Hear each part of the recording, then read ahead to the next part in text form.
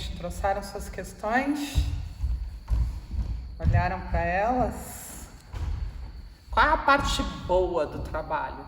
É a certeza que a gente vai curar tudo que a gente está colocando no trabalho para ser curado, né? Essa é a parte boa da história. A gente já melhorou tanto, né? Já está tão bom que a gente já não tem mais dúvidas disso. É só uma questão de tempo. Graças a Deus. Eu sempre lembro de Deus, né?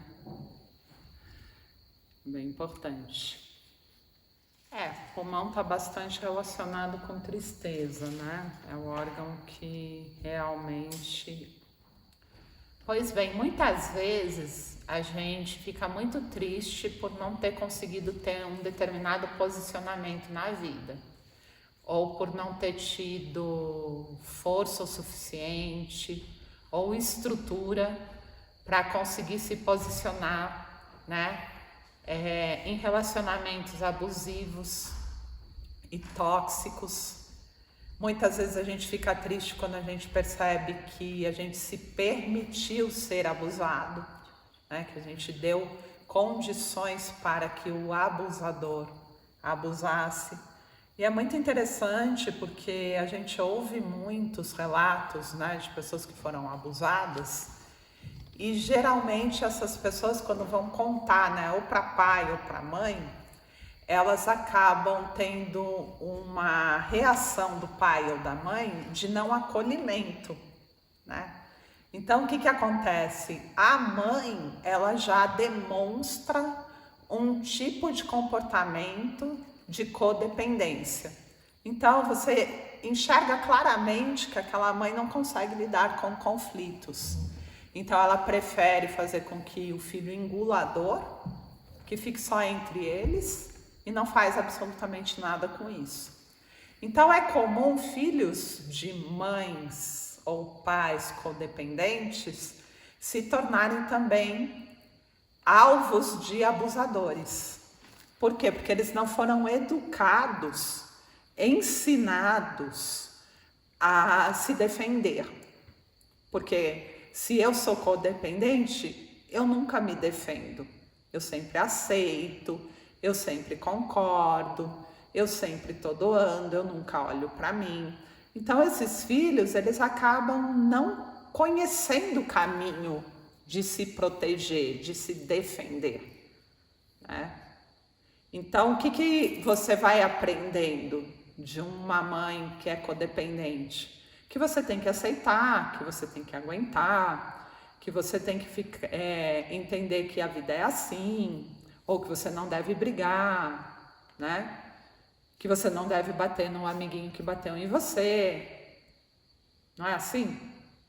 Só que aí a gente também não cria uma estrutura de defesa.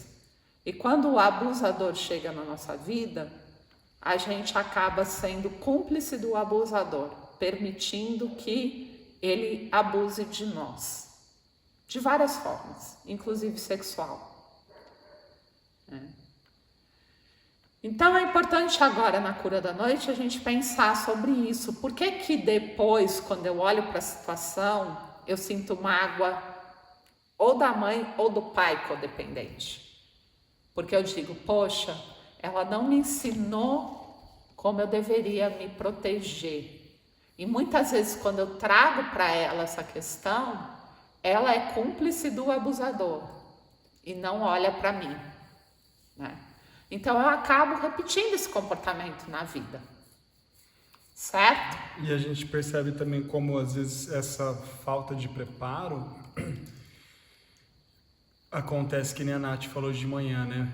Ela sentia tristeza por desde muito cedo querer fazer coisas, querer viver algumas coisas que eram às vezes extremamente importantes naquela época, e essa ultra proteção, né? Esse excesso de controle, de proteção, que também te impede de viver coisas que podem também fazer com que você entre em contato com conflitos, com situações, né, fora do controle dos pais, porque fica nessa fase uma coisa tão sufocante que você também não consegue muitas vezes nem identificar. Então, quando você também cai nesses ninhos de cobra, né, na mão desses predadores, independente se é uma questão de abuso sexual ou não, mas abuso em todos os níveis. Porque abuso sexual não precisa ser um estuprador, né? Às vezes a gente se coloca em relacionamentos que de fato a gente nem queria estar e que a gente acaba sendo conduzido até para o ato sexual e vivendo isso repetidamente, porque a gente não consegue sair daquela condição. E essa própria síndrome que gera, né, nessas crianças, adolescentes que foram tão tolhidas por conta esse excesso de proteção, que é aí que acontece. Aí a hora que você tem aquela chance de se libertar, a chance de poder viver, né, essa liberdade, de sair de casa, ou ir numa festa, ou viajar com os amigos, ou qualquer situação, é que dá o ruim real, porque você já não tem a maturidade para lidar com as coisas, você tem aquela sensação de que não pôde viver um monte de coisa que não foi permitido você viver, que nem uma festa de pijama com as minhas amigas. Aí quando você tiver 30 anos, você não vai fazer mais festa de pijama, passou. Só que você vai entrar num loop de querer viver tantas coisas e começa a entrar naquele deslumbre de nossa, eu tenho que viver isso, eu tenho que ver aquilo, porque tentar recuperar o tempo perdido de tantas experiências, de tantas coisas que poderiam ter sido legais que eu não pude, que também a gente se enfia muito enrascada. Não necessariamente a questão ela é muito explícita. Por exemplo, eu tô com alguém que eu começo a me relacionar, mas não quero me relacionar sexualmente, amorosamente, e essa pessoa começa a criar situações de gerar dependência. Então ela gera dependência, depois ela gera culpa em você por você ser dependente. E ela começa também a ter um ar violento, ou agressivo, ou ficar irritado. E como você não sabe lidar com conflitos, você acaba cedendo para o ato sexual. Então isso não é um abuso, porque a pessoa não te forçou, não te obrigou, mas a gente está falando de abuso num sentido muito amplo, né? Então, quando a gente olha para isso, a gente vê que a gente não criou uma estrutura real de defesa. Então, a gente estava até falando que a Maria, ela é muito novinha, mas desde muito novinha ela dorme na casa das amigas, as amigas dormem na casa dela. Ela teve um acampamento na escola, ela foi fazer o acampamento na escola, dormir na escola, com todas as crianças, meninos e meninas, né? E nós, como pais, a gente sabe que tem risco, mas a gente tem que priorizar a felicidade do nosso filho. Entender que aquela experiência é muito importante para ele, né? Então, contar também com seus méritos para que você possa ter essa proteção da providência divina.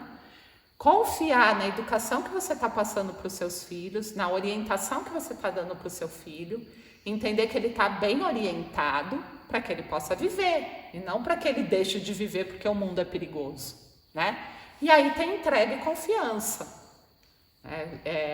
para que essa criança possa, nessa fase, que é muito importante, entrar em contato com esses conflitos e possa se defender, possa entender que existem esses riscos, como é se relacionar com as pessoas, porque senão essa estrutura não é acionada, né?